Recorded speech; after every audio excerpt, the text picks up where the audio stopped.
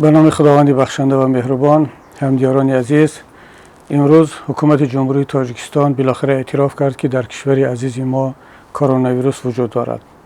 این اعترافی که باید یک ماه یک و نیم ماه پیش کرده میشد، مثل همه کشورهای جهان باید 2 ماه پیش کرده میشد تا اینکه ملت میتوانست خود را آماده کند، تیاری ببیند. و مثل همه جهان ما امروز از مرحله بحرانی به مرحله آرامش و بازگشت به حیات عادی وارد می شدیم. اما متاسفانه این اعتراف خیلی دیر صورت گرفت، در حالت صورت گرفت که الکی شماره مبتلا شدگان به این بیماری نامعلوم است. اگرچه حکومت هنوز 15 نفر را اعتراف کرده است، اما به همه جامعه، به مردم، به جهان معلوم است که شماره این مبتلا شدگان متاسفانه میتواند از هزارها هم بیشتر باشد، زیرا در شرایط تاجیکستان هیچ کس نمیتواند معلوم کند، تشخیص کند که چقدر بیماری وجود دارد. تنها یک لابراتوری وجود بوده است که اون هم با استانداردهای جهانی شاید چندان مطابقت نداشته باشد. دوستان گرامی، ما وارد یک واقعیت شدیم، واقعیت خیلی تلخ که بعضی از هموطنان میگفتند که این در تاجیکستان پیشتر وجود داشت، بعضی دیگر انکار میکردند. اما امروز دیگر همه در یک کشتی قرار داریم. حالا دیگر 2 کشتی، 2 زورق نیست که در یک زورق کسانی نشسته باشند که بگویند یا اعتراف میکردند که این ویروس هست. در یک کشتی دیگر کسانی که میگفتند نه، وطن ما، کشور ما از این ویروس رها یافته است. حالا همه در یک کشتی هستیم و باید مشترکاً فکر کنیم که اکنون چی باید کرد، چی کار میتوان کرد تا اینکه پیش راه این بحران گرفته شود.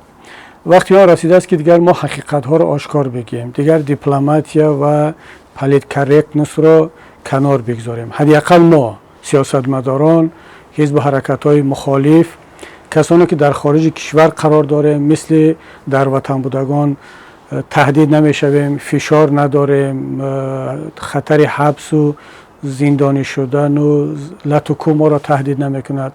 ما باید دیگر حقیقت ها را بگیم و منتظر نشویم که مردم از داخل این را اعتراف کنند. وقتی آن رسیده است که دیگر همه چیز را با نام خودش گفت. متاسفانه اون چیزی که در تاجیکستان رخ داد، این یک جنایت بود در سطح دولت و ملت.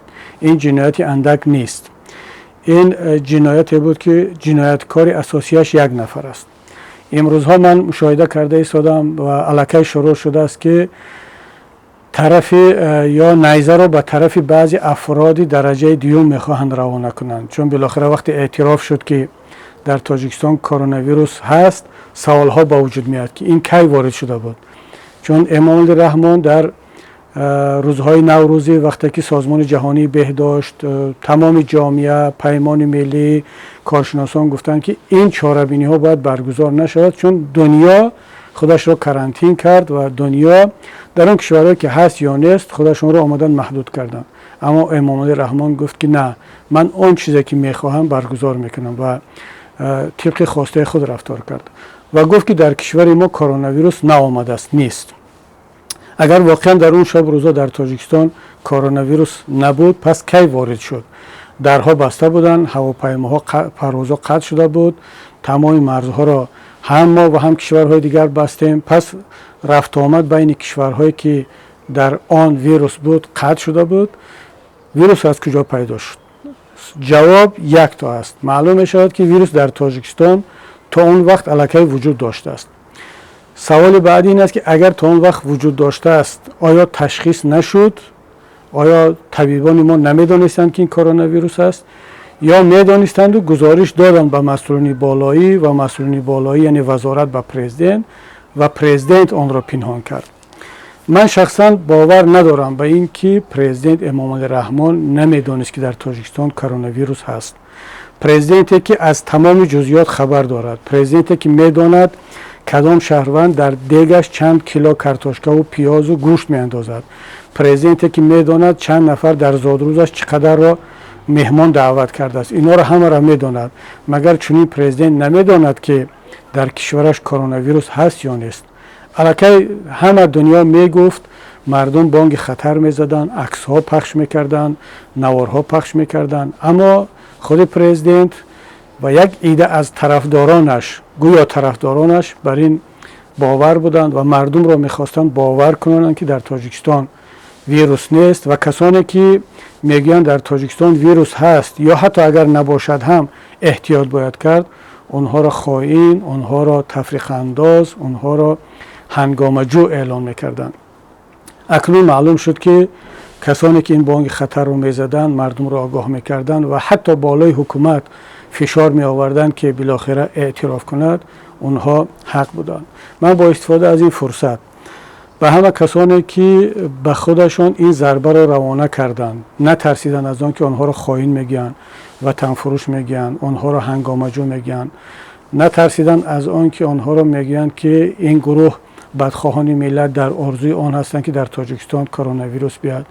این همه را به خود خریدن، گرفتن، اما از موقع خود عقب نشینی نکردن، استوار ایستادن و بالای حکومت، بالای مسئولین فشار آوردن که بالاخره اعتراف کند. برای چی؟ برای آنکه در ترازو جان و سلامتی یک ملت قرار داشت.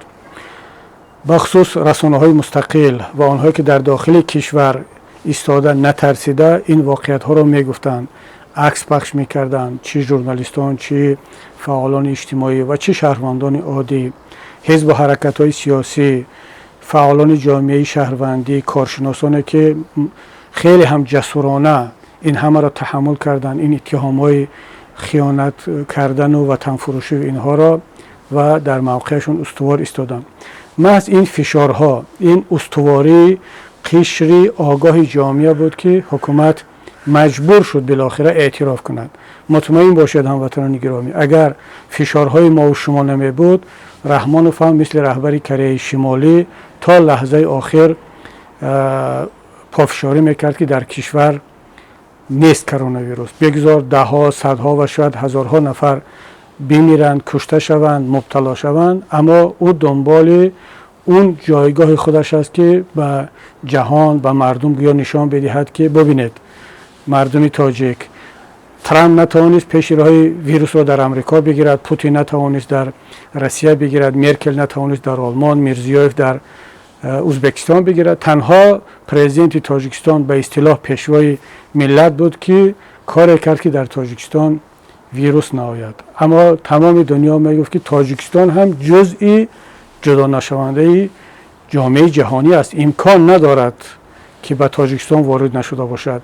شاید در بعضی از جزیره هایی که رفت آمد نیست، اونها از تمام دنیا کندن و آب آنها را احاطه کرده است، شاید که اون سالم بماند، اما تاجیکستان رفت آمد داشت، پروازها بود، بالاخره ما داد و گرفت داشتیم. اما فقط یک نفر و طرفدارانش میگفتن که نه، در تاجیکستان ما نیست. امروز بالاخره اعتراف کردند و مجبور شدند که اعتراف کنند. حالا طبیعی است که دیگر در جستجوی گناهکار میگردند و تلاش میکنن پیدا کنن اون نفر را یا گروه را که گویا کمبودی صادر کردند و این را از مردم پنهان کردند و باعث آن گشتند که ویروس سراسر کشور را فرا گرفت. من از همه هموطنان، بخصوص اونهایی که در شبکه‌های اجتماعی در رسانه‌ها فعال هستند، الکی بعضی ها میخواهند این را روانه کنند به طرف سروزیر رئیس ستاد، گویا که او پنهان کرد از مردم معلومات را داشت. بعضی دیگر وزیر تندرستی را میخواهند گناهکار کنند، بعضی دیگر طبیبان را و دیگر مسئولین را. هموطنان گرامی، در این جنایت که واقعا من اعتقاد دارم که جنایت است، تنها یک جنایتکار اساسی هست که اون هم پرزیدنت جمهوری تاجیکستان امامعلی رحمان می باشد. دیگر کسان ممکن در سطح مسئولیت خودشان جنایت صادر کردند، کمبودی صادر کردند. برای مثال وزیر تندرستی که 100% میدونست با معاونهایش که در تاجیکستان کرونا ویروس هست، اونا همچون مسئول دولتی سپارش رهبر دولت را اجرا کردند که پنهان کردند. اما باید همچون طبیب، باید وجدانشان، مسئولیت طبیبیشان باید وادار میکرد که یا استعفا میدادن یا به یک شکل به مردم میفهماندن که در تاجیکستان کرونا ویروس هست. اما حالا این بحث ما نیست. بحث ما این است که اجازه ندهیم که بعداً در آینده تمام این جنایت ها را به دوش یک نفر یا یک گروه دیگر مثل همیشه بزنند و بعد اعلان کنند خود رحمان بیاد در پیش چشم مردم همچون باز نجات دهنده ملت، همچون غمخوار ملت خود را وانمود کند و از این مسئولیت فرار کند. امروز تمام رهبران دنیا در پیش ملت هاشون گزارش میدهند.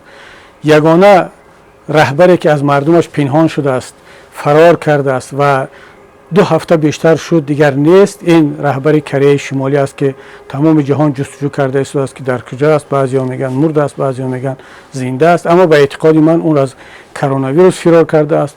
و دیوم امامعلی رحمان است، شاید که پرزیدنت ترکمنستان هم یک دیکتاتور دیگر هم به همین حالت باشد. اینها در نزد اینها ملت ارزش ندارد، جان افراد ارزش ندارد، تنها جان خودشان، جان فرزندان خودشان و مقام و منصب خودشان. ملت عزیز باید بداند که هنوز 1 ماه پیشتر اینها فرزندان خود را از رفتن به مکتب و به دانشگاه ها منع کرده بودند، چون میدانستند که در تاجیکستان ویروس است.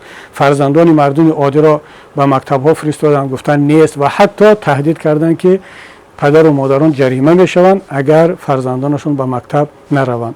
شما تصور نمیکنید که این فرزندان، این کودک‌ها چقدر ویروس را در تمام جامعه پهن کردند، در صورتی که خود امامعلی رحمان میدانست از وجود این کرونا ویروس. پس دوستان گرامی، در چنین شرایط وقتی که میبینیم که رهبر کشور خود را به نادانی زده است و از مسئولیت فرار کرده است، میماند اون گروهی که مسئولیت امروز به دوشش است و فردا اگر هر کاری هم شد به دوش همین ستاد میپرتویند. چرا وقتی ما گفتیم خود پرزیدنت بیاد مسئولیت ستاد را به دوش بگیرد، اون میدانست که این مسئولیت است و فرار کرد، مسئولیت را به دوش سروزیر کشور گذاشت. حالا که سروزیر کشور قاهر رسولزاده این مسئولیت را دارد، الکی چند اقدام عملی را گرفت. مکتب ها را منع کردند، بازارها را منع کردند و شاید دانشگاه ها را امروز فردا تعطیل اعلان میکنند. باید هر چه زودتر 2 کار مهم دیگر را انجام بدهد. از فردا اگر نکرد دیر می شود، هر 1 ساعتش دیر می شود. یکم، زندان ها را سبک کردن، رها کردن تمام زندانی هایی که از 50 سال سینه‌شان بالا هست. حالا جزئیاتش را خودتان میدانید که با چی راه میتوانید آزاد کنید. در دست یا پای آنها یگان چیپ میمونید، زبان خط میگیرید. این مسائل تکنیکی را خودتان ببینید. اما اگر خدای نکرده در بین زندانی ها این بیماری رواج پیدا کند که الکی هست، دیگر یک فاجعه می شود. هم زندانی ها هم زندانبان ها دچار یک خطر بزرگ خواهند شد.